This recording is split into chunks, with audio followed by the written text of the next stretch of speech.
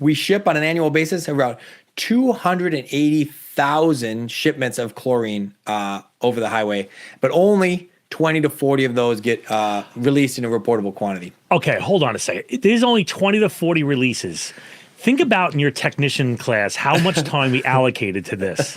No kidding, right? And I think that that's probably because a lot of our releases are happening at a scale that's less than highway container quantity. That would be my guess. Because if we think about 20 to 40 releases a year, that's what is being reported through the pipeline associate or the pipeline, reporting. So I would imagine that the stuff that happens at, the hotel pool and stuff is a different statistic than that, if I'm being fair, right?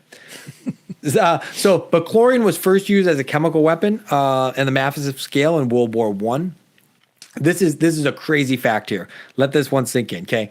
Enough chlorine is produced on a yearly basis to disinfect all 10.7 million swimming pools in the United States for over 100 years.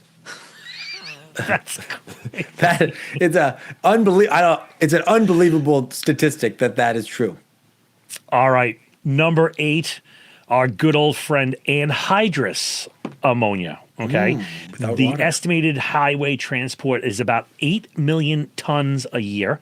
This is our standard UN 1005, which is secondarily done upon, a non-flammable gas, which is a story for another day. And then the main hazard is that it's a pressurized gas, right? That is generally liquefied, and that's going to burn your lungs, your skin, your eyes. Your worst case scenario is your inhalation. Though skin contact and eye contact is another bad one. And this is going to be a fertilizer almost. When we think of ammonia, we should be thinking about fertilizers. But the other thing that we're seeing it more and more often is in refrigeration, right? In terms of large scale.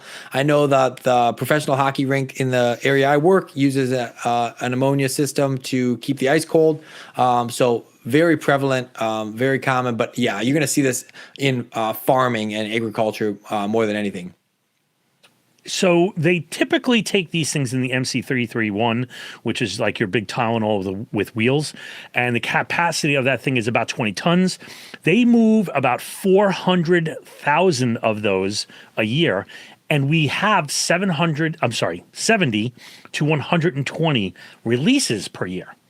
Little fact, about half the nitrogen that we consume in food from humans comes from synthetic ammonia fertilizer. I believe ammonia is the byproduct of the Haber-Bosch process. Nerd. Yes, that is pretty good. Nerd alert. Yeah, here we go. Yeah. So another factoid. Enough ammonia is moved yearly to fertilize hundreds of millions of acres of farmland. Yeah. Wow. Of course it is, right? All right. Number 7. Go. HCl, hydrochloric acid, right?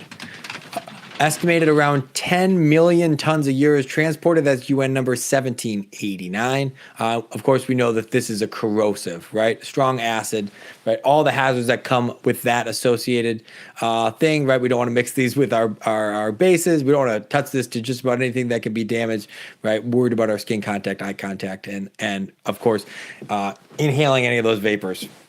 Who uses this? Who's shipping this? Chemical manufacturers, steel plants, your garden variety clandestine lab guy, your bricklayers, they all love this stuff. Oil and gas drilling companies, steel mills, industrial cleaning facilities, they use it to clean steel, stimulating oil wells, which I did not know about, and adjusting pHs in the industrial setting.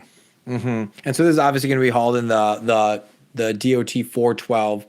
That little tube, small container because it's, our acids and bases are generally heavy.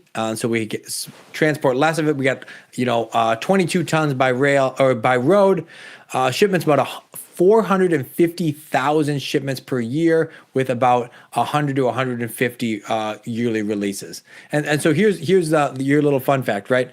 HCl, hydrochloric acid, this is what your stomach naturally produces, actually. But the fact that our bodies produce it, it's actually strong enough to dissolve metal.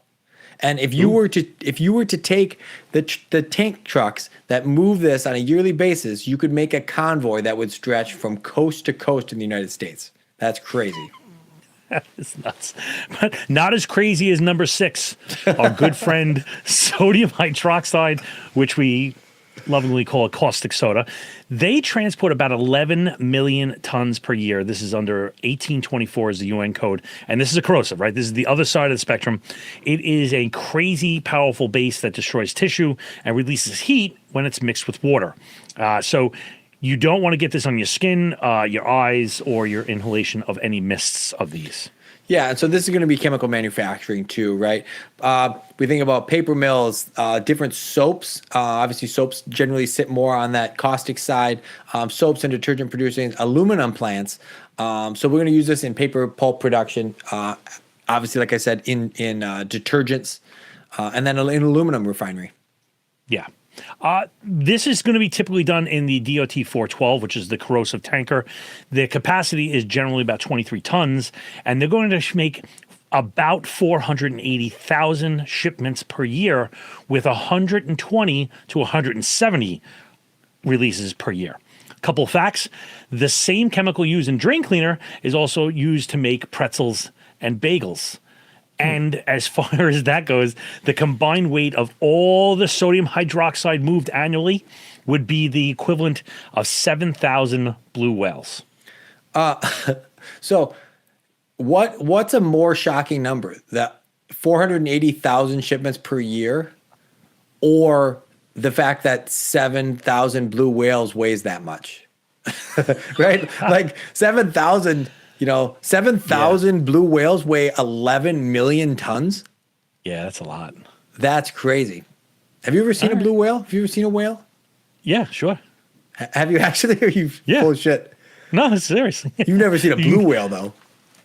I don't know. I didn't really ask it for its ID. There's a place in Wisconsin where they have a life-size replica of a blue whale called the House on the Rock, and it's insane. It has a full-size ship in its mouth.